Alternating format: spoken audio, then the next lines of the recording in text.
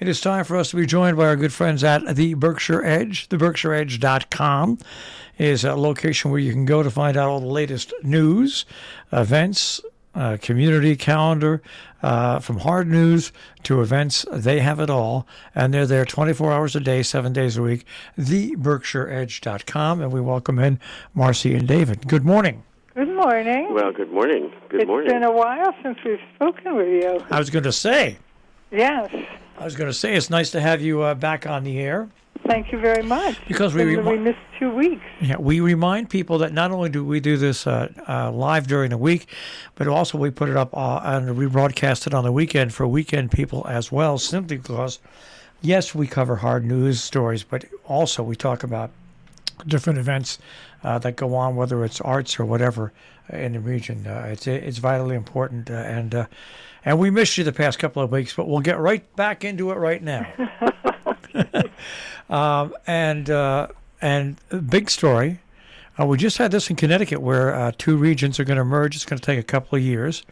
Wamogo and Litchfield, they're merging into one district.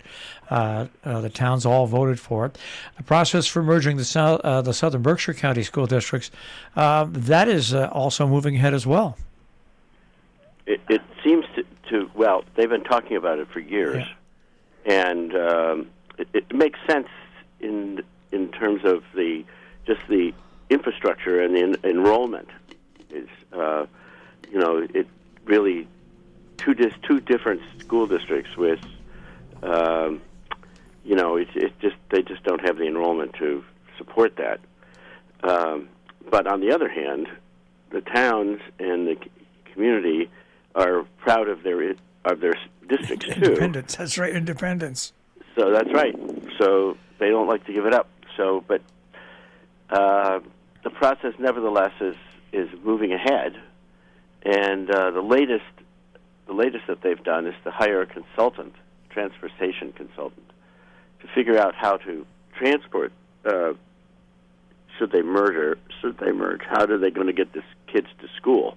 Because it's going to be it's a big sprawling district. Yeah, that is the issue they are now going to try to address.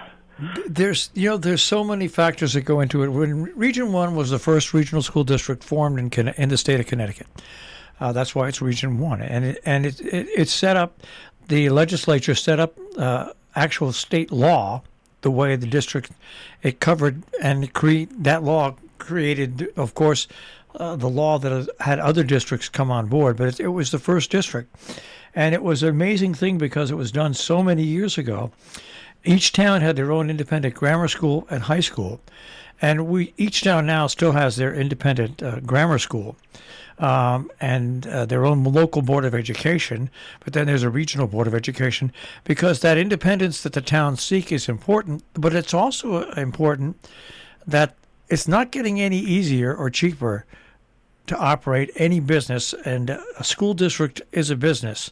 Yep. And the variables are so now extreme with population, student attendance, taxes, that you really have to think about streamlining somewhere down the line and keeping your town independence, but still streamlining. This is a real important thing for the future of education.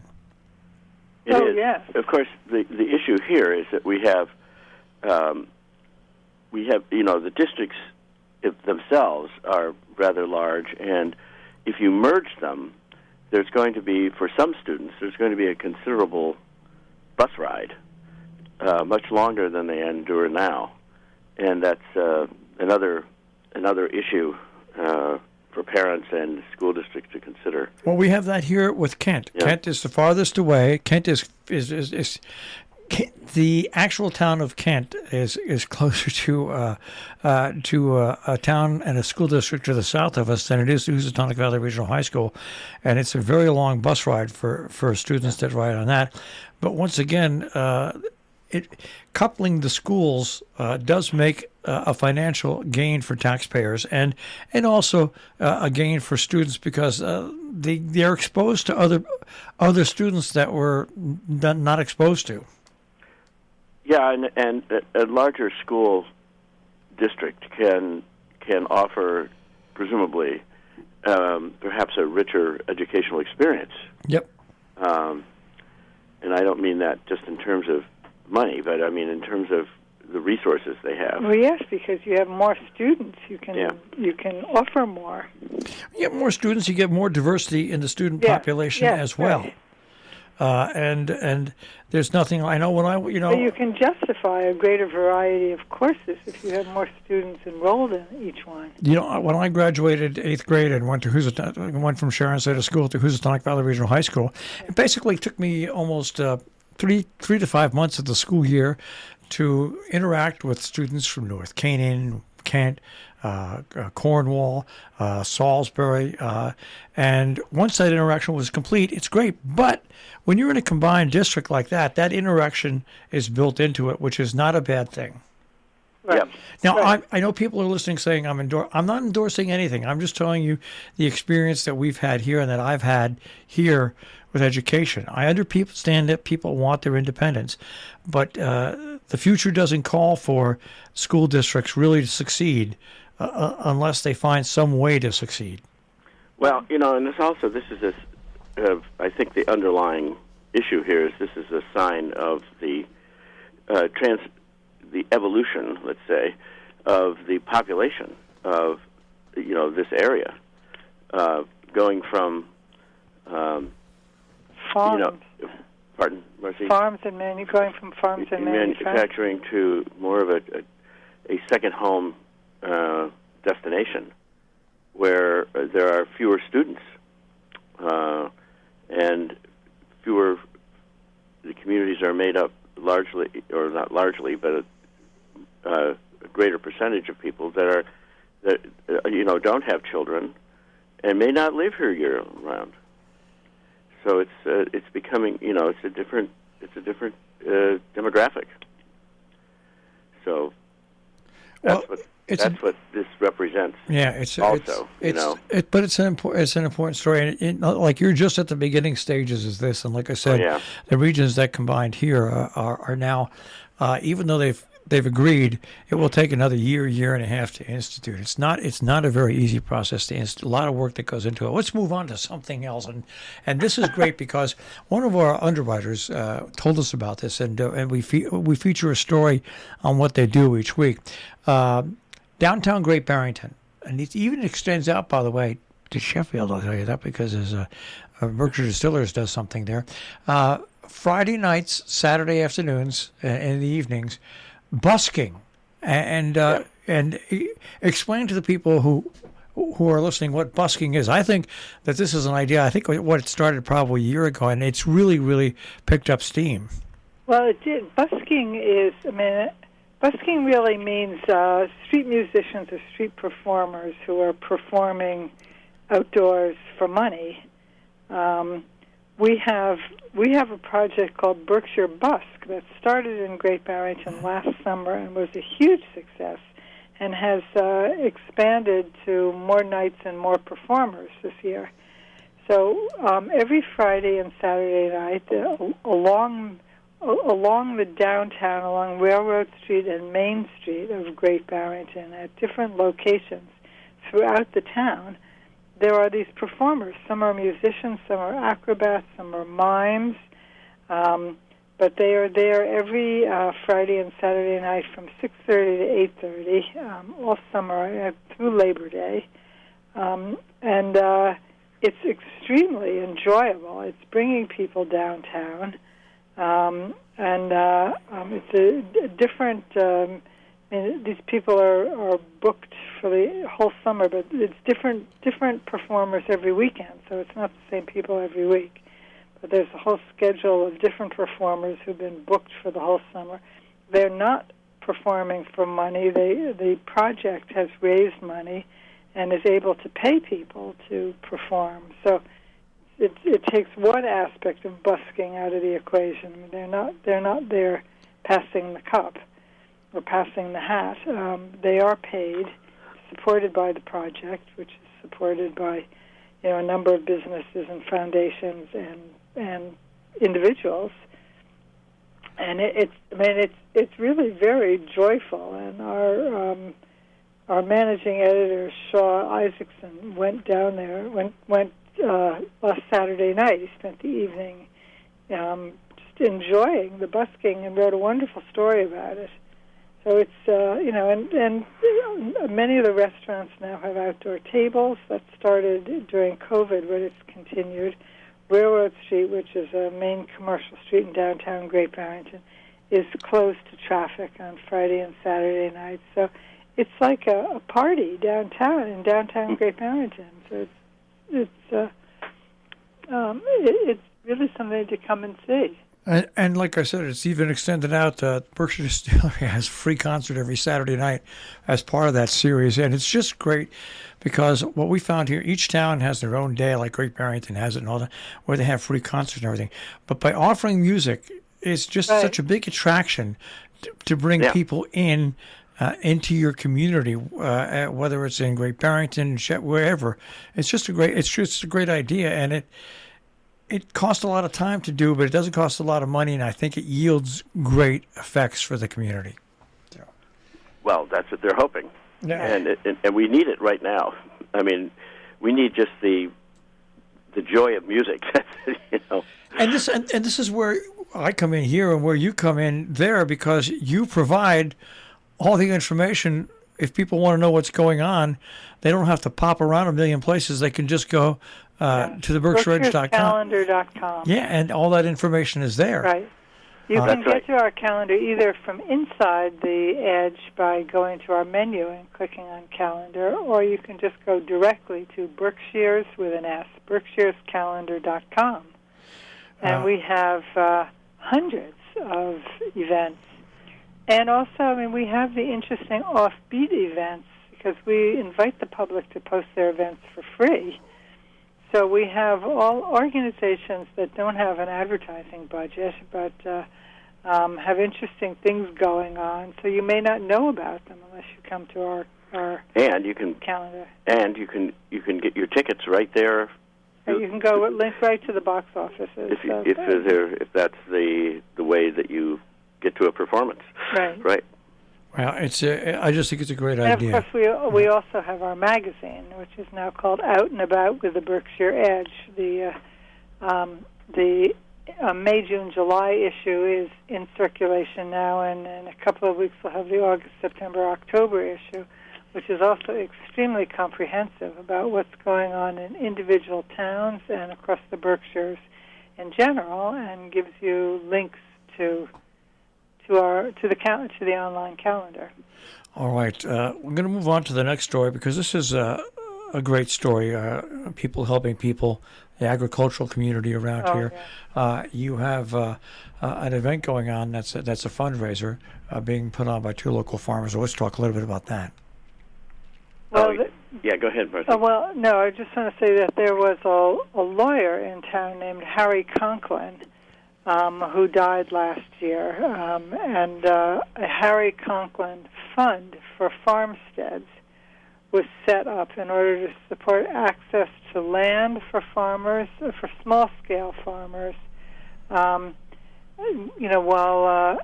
making sure that there is undeveloped land in the communities, and so they are having. They're having a fundraiser, and they are raffling off tickets to an event. Let me see. To a farm-to-table event. A farm-to-table event, yep. Right. And these people who are doing, I mean, this is Elizabeth Keene and her husband, Alexander Thorpe. I mean, they own Indian Line Farm.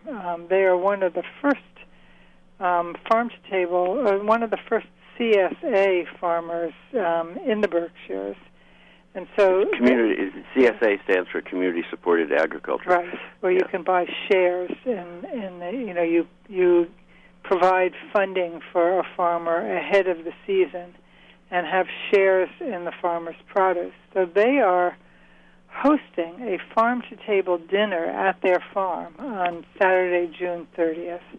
And the proceeds will go to the Harry Conklin Fund for farmsteads. Now, this is an initiative. We have several really interesting organizations in the Berkshires. We have something called the Berkshire Community Land Trust. We also have Berkshire Agricultural Ventures and Berkshire Grown. These are three organizations that each do something interesting and different, but together they really are covering the waterfront and trying to make land and funding available to local farmers. I mean, the Land Trust tries to maintain land that's available to farmers. Berkshire Agricultural Ventures provides funding, and Berkshire Grown helps raise money for farmers by certain fundraising events, but also running farmers markets and giving technical assistance to farms. So we have such, really three wonderful organizations. And so this fund, the Harry Conklin Fund, is an initiative of these three organizations that are supporting small-scale farmers in the Berkshires, and farmsteads. Now, farmsteads are defined as a property that includes a home, barns, sites for greenhouses, plus flat land for growing. So these people are trying to create farmsteads for farmers to work. Farmers don't necessarily have to own them. They can be owned, for example, by the Berkshire Community Land Trust, but they are available for the farmers to work and to make a living on, and to provide the rest of us with good local produce. It's a good story, and it is a good story, and it's a great movement that we have here. It's a feel good story. There's no doubt about it, and I'm more and more of a. Oh, I'm sorry. No, go on. No, I was just going to say, skipping ahead to another article that David put on our list. We have. At the end of the list, we have an article about an organization called Green Agers, and it is run by Will Conklin, who is Harry Conklin's son. Harry Conklin is the person in whose memory the Harry Conklin Fund for Farmsteads was set up. But his son, Will Conklin, is also running a terrific organization called Green Agers, which is the premier youth environmental organization in the region. And they employ young people, introduce them to both farming and environmental preservation through all kinds of projects. They repair woodland trails. They are doing. They were able to buy a farm in South Egremont, where they're teaching kids about farming and growing things. They are experimenting there on trees that are adapting to new environmental circumstances, trees and plants. So they are a research organization. They are a training organization for young people. They're a service organization that repairs trails and helps keep the environment. And they also promote the idea of having your own garden.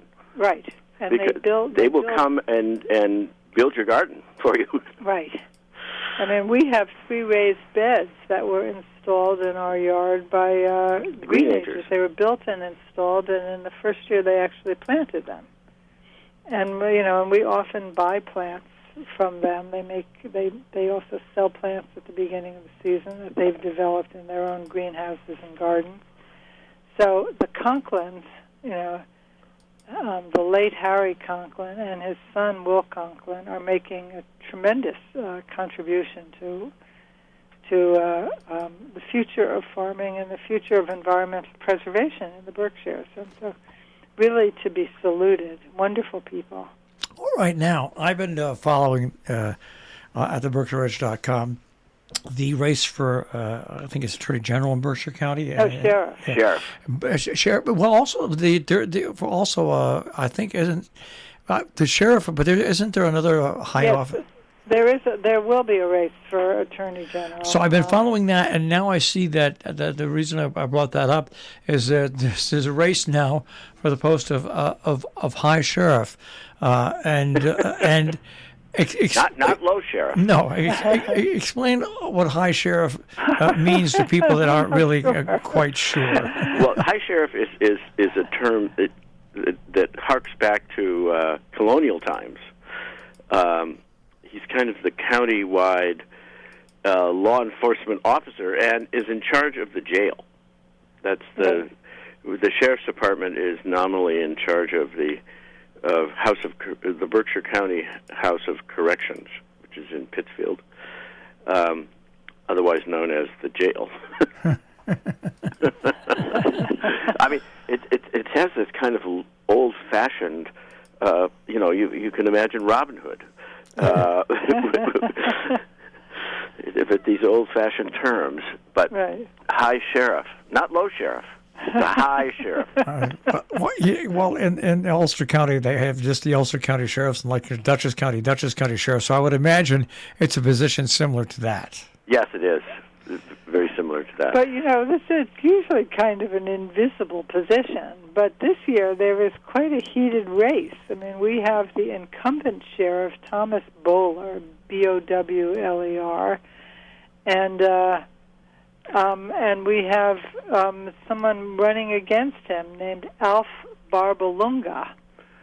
And Barbalunga is making accusations against Sheriff Bowler about the death of an inmate in the Western Mass Regional Women's Correctional Center. It seems that we no longer house women prisoners in the Berkshires. We send them out of the Berkshires and into a center in Chicopee, Massachusetts, the Western Mass Regional Women's Correctional Center. And Barbalunga is saying that the current sheriff is not exercising proper oversight. The women are not being protected properly. So it's quite a heated race for a race that has sort of nobody's paid much attention to in the past. It's a very old-fashioned post. And harks back to, the county government, which has been largely dormant, right? And gradually just fading away. And the remnants of that are just a few organizations. One is the the jail, and the law enforcement is one remnant of the county-wide government, which is just is disappearing gradually, and so this is. So it's quite something. I mean, this race, Barbalunga is blaming the sheriff.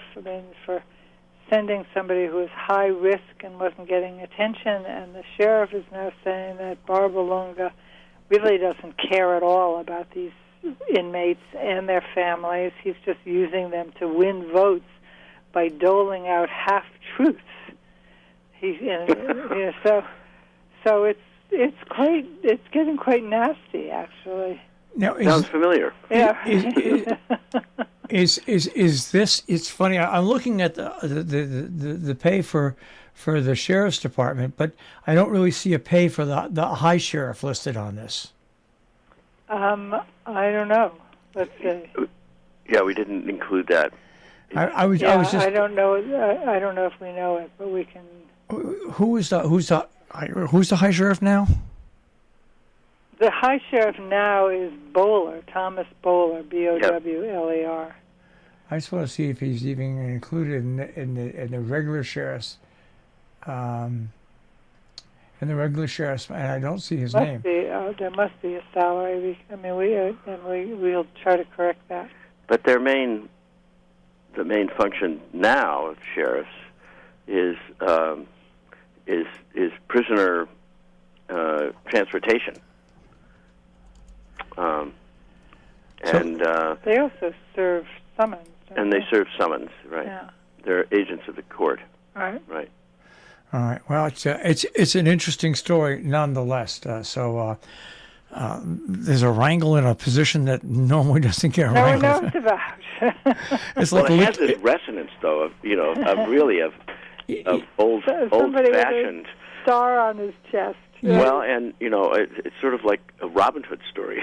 Well, we have Litchfield County is the same thing. We have a sheriff, and the sheriff's the basic responsibility is transporting prisoners. So Yeah. it's similar all around. All right, guys, we're out of time. Out of Oh, time. my. Really? We just got started. I know, but you're never out of time at the BerkshireEdge.com. No, you never. All right, guys, I will. Or at Robin Hood Radio. Yeah, that's right. I will speak to you guys next week. Take care. Okay. Bye. Yep. Bye-bye. Bye-bye. That is the BerkshireEdge.com on air here on Robin Hood Radio.